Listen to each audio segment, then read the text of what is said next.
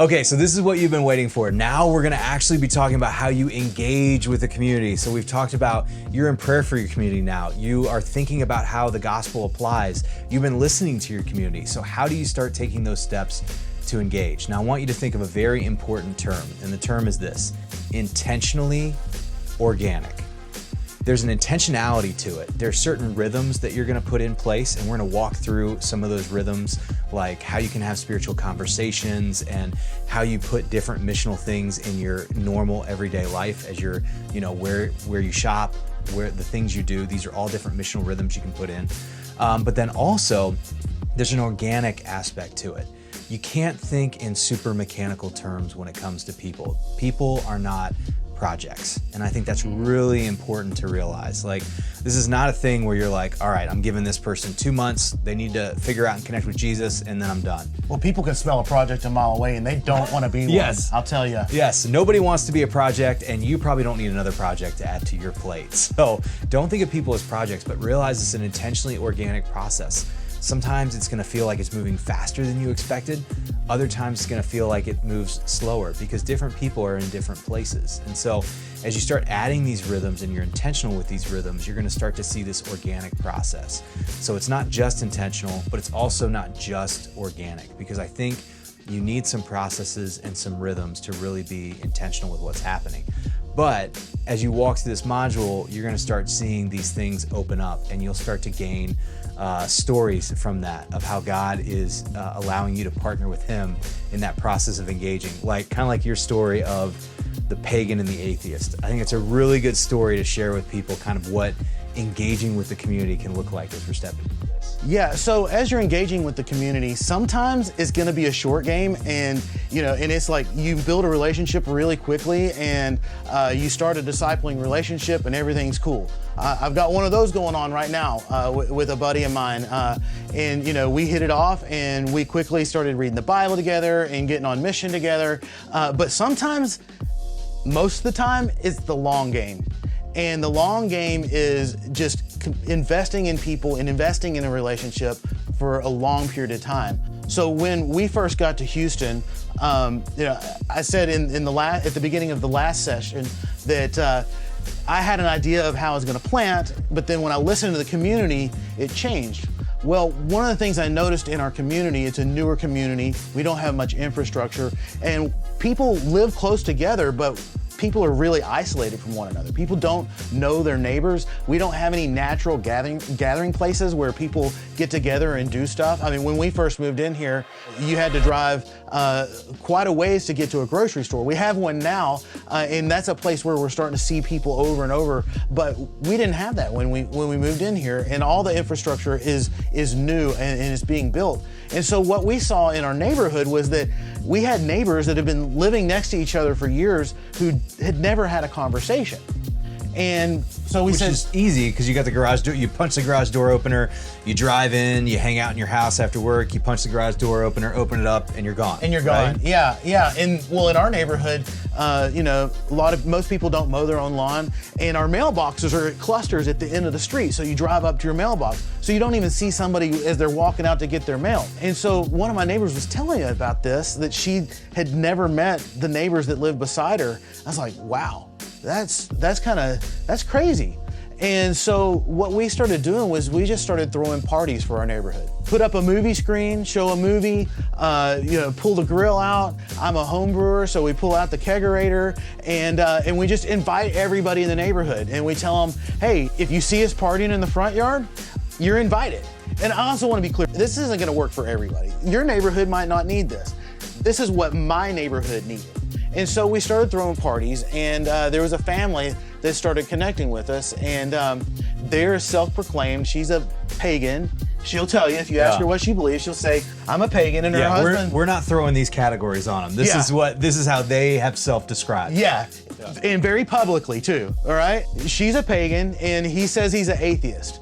And so, and when we first met them, they were actually kind of hostile towards us, at least a little bit reserved. But over time, we've gotten to know them, and because they knew that I'm a pastor, and so that's actually the biggest challenge I have is when people find out I'm a pastor, they either put a wall up or they change their attitude around me. But with this couple, we kept befriending them, we kept inviting them out, and over time we became friends, and they started inviting us to go camping with them over spring break.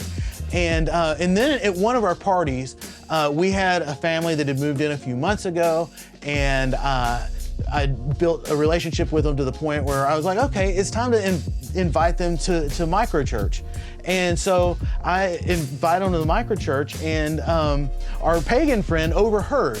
And in front of everybody at the party, she said, now, I'm a pagan, so I don't do the church thing. She said, but if you do the church thing, you should go to their church because they're the cool Christians. You know, they love people, they're not judgmental.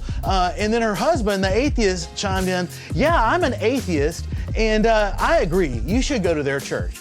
And so by loving our community and listening to our community and engaging with our community, and this took 3 years of being here,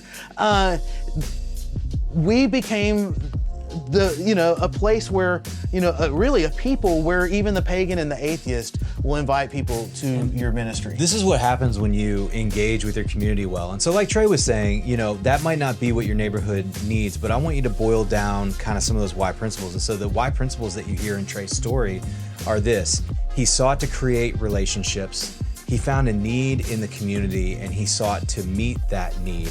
And as he was creating those relationships, people didn't feel like a project, and there were hurdles he had to overcome. So like people had preconceived ideas of who Trey would be and how Trey would operate because of his occupation as pastor. And so it doesn't matter what field you're in. If people find out you're a Christian, they may have preconceived ideas, and that's okay. That's not an insurmountable hurdle, but just realize when you're in relationship with people, those relational opportunities are what build and create opportunities to share the gospel and to share church. The other thing I want you to see is the first thing Trey did, he didn't pop up a pulpit in his front yard and start preaching to the neighborhood. Does he want the neighborhood to get connected to Jesus? 110% he does. That is his heartbeat. But he realizes that connection to Jesus sometimes begins with a connection to a person. And so when you're engaging with the community, you don't want to short circuit that process. It takes time. In the same respect, you also don't want to just totally pull away from it. I think it's really easy to get involved in the relationship, and then the relationship becomes more important than sharing Jesus. So what you do is you just pray through that balance. And you noticed, even at the party, Trey, in a very relational way, invited people in to what God was doing. And then here's the powerful thing. When you're engaging with your community, when you're building relationships with people, regardless of whether they'll come to know and love Jesus, what you're gonna find is people become your biggest promoters, even if they're not interested in what it is that you're sharing. So here you have the pagan who's going, I don't go to church, but I would share this church with something else. I had a similar experience in Knoxville. Well, but here's actually something cool. They let their daughter come to church. So their daughter worships with us. And we actually got a text a couple of weeks ago where she said, our daughter, she really likes coming to church. I'm gonna have to come out sometime. So, you never know how it works, but it happens over time. And so in Knoxville, it's a similar thing. I was engaging with the community. My engagement looked different. I was doing a different model of church. We were doing a different style of church planting. So we put ads on a hard rock radio station because we knew it would connect with a ton of people disconnected from church. I would always go to a regular coffee house because I didn't have an office. And so I didn't look for some office in the back of a church that I could get for free. I just went to Starbucks because the coffee's really good and the community gathers there, and they don't care if you sit there all day, as long as you're drinking some coffee and doing some work. And so that became my office space. Well, I started meeting the employees. Well, one day there was this guy named Nails who was looking for a church, and his cousin happened to be one of the employees at the Starbucks, and he did not go to church. I think it took years before he even visited one of our services. It was a bar church. But when his friend was looking for a church, he goes, you got to go to the point. Why?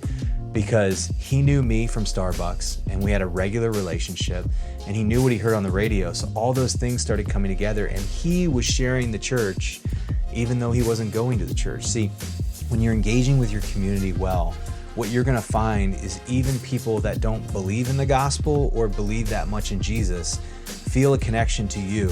And because of that connection to you, they're willing to share what Jesus is doing with you with other people. Well, that's what happened in Acts 2:47. You know, it said that this is the first expression of the New Testament church. Yeah. And in verse 47 it says, and they earned the favor of all the people, and the Lord added to their number daily those who were being saved. Yeah.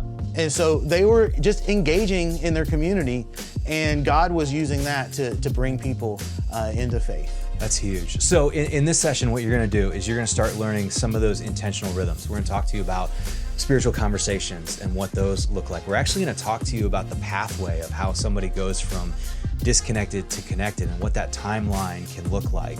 And then also, we're gonna talk to you about things like positive Christian bumps, which I'm really excited for you to learn about. That's actually a term that Trey coined, which I think is a really helpful way to think about sharing the gospel. And so with each one of these things, think about how you'll apply it, think about how you'll try it in your context, and just realize it all boils down to intentionally organic rhythms that you're able to use to engage with people in the places that you already live, you already work, you already learn, and you already play.